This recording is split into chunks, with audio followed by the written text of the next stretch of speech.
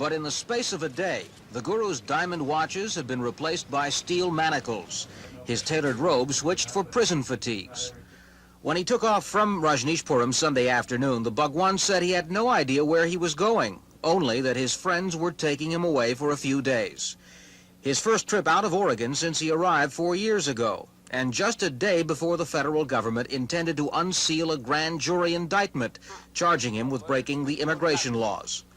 But federal authorities were keeping close track of his flight path, and when the 2 Lear jets carrying him and 6 disciples landed in Charlotte, customs men and marshals were waiting with guns drawn. The second plane that came in, I guess they were waiting on someone to come out and meet them. Well, no one came out and met them there. There were a few minutes there that was kind of wait and see what's going to happen, so we blocked the airplane about the time they were unloading, and then we surrounded the plane, and there were no incidents. Brought before a magistrate Monday afternoon, the Rajneeshis were told the government would take a full 3 days to prepare for a preliminary hearing. In the meantime, said the prosecutors, all 7 prisoners should be detained without bond. The Bhagwan was now a guest of the Mecklenburg County Jail. The Bhagwan's sudden arrival in this quiet southern town where Billy Graham got his start threw its residents for something of a loop.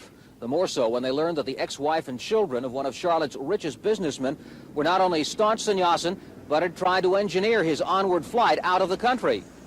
It was an attempt that hadn't gotten very far, even if the feds hadn't stepped in when they did. We were asked if we had the capability to go to Bermuda, and we just said no because of we don't have the correct communication navigation equipment on board, the high-frequency equipment that we need to get out there. To the best of your knowledge, why did you come to Charlotte? What we believed was happening was that the Bhagwan was simply sick and that they were trying to find a medical facility for him, and that was why the flight was so urgent and last minute, and until we landed here and opened the door, that's what we were going on. The Bhagwan's right-hand woman called it a vacation, just a few days break from the death threats, the tension, and the media glare, anticipating the grand jury decision. Why would Bhagwan be leaving, right, with a chartered jet in broad daylight, with press all over the ranch? If he was going to leave the United States, you're insinuating.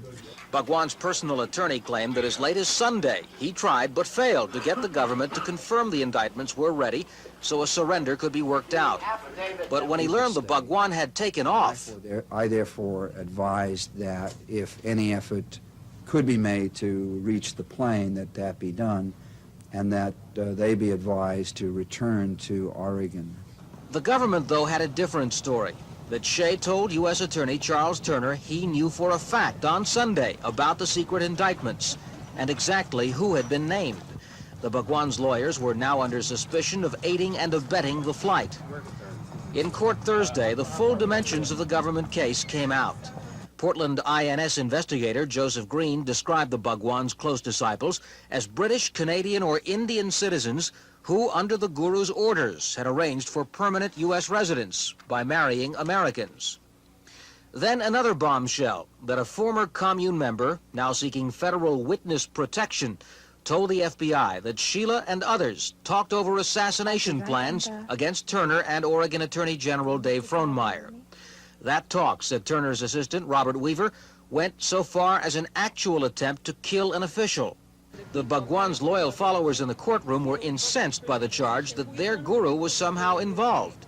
There is no danger for any public official. It was Bhagwan himself who called the law enforcement agencies at the ranch and offered cooperation to investigate these allegations against public officials and against some of the people who are here today.